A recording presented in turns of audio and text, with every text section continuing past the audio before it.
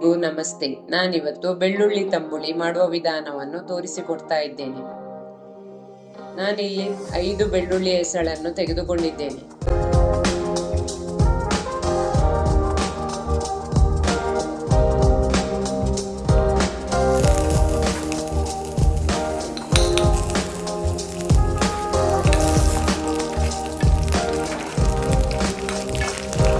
ಮೊದಲಿಗೆ ಬೆಳ್ಳುಳ್ಳಿ ಎಸಳನ್ನು ಕೆಂಪು ಒಣಮೆಣಸಿನ ಜೊತೆ ತುಪ್ಪ ಹಾಕಿಕೊಂಡು ಚೆನ್ನಾಗಿ ಫ್ರೈ ಮಾಡಿಕೊಳ್ಳಿ.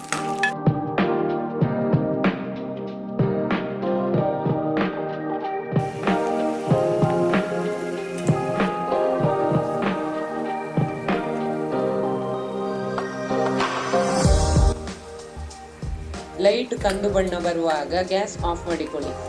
ನಂತರ ಒಂದು ಮಿಕ್ಸಿ ಜಾರಿಗೆ 1 ಬೌಲ್ ತೆಂಗಿನ ತುರಿ, ಫ್ರೈ ಮಾಡಿದ ಬೆಳ್ಳುಳ್ಳಿ ಮತ್ತು ಒಣಮೆಣಸು, ರುಚಿಗೆ ಉಪ್ಪು, ಅರ್ಧ ಗ್ಲಾಸ್ ಮಜ್ಜಿಗೆ ಹಾಕಿಕೊಂಡು ನುಣ್ಣಗೆ ರುಬ್ಬಿಕೊಳ್ಳಿ.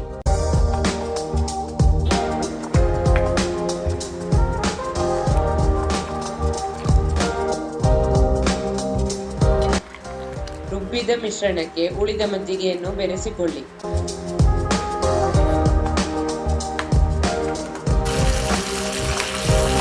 ಕೊನೆಗೆ ತುಪ್ಪದಲ್ಲಿ ಒಗ್ಗರಣೆ ಹಾಕಿಕೊಳ್ಳಿ.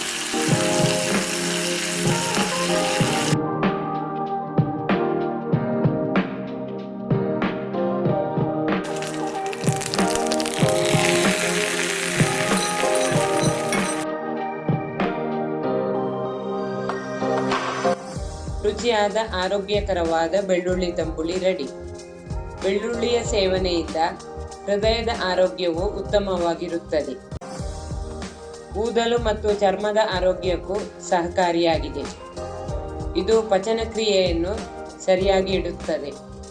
ಇದು 5 ನಿಮಿಷದಲ್ಲಿ ಮಾಡಬಹುದಾದ ತಂಬುಳಿಯಾಗಿದೆ. ನೀವು ಒಮ್ಮೆ ಟ್ರೈ ಮಾಡಿ ನೋಡಿ.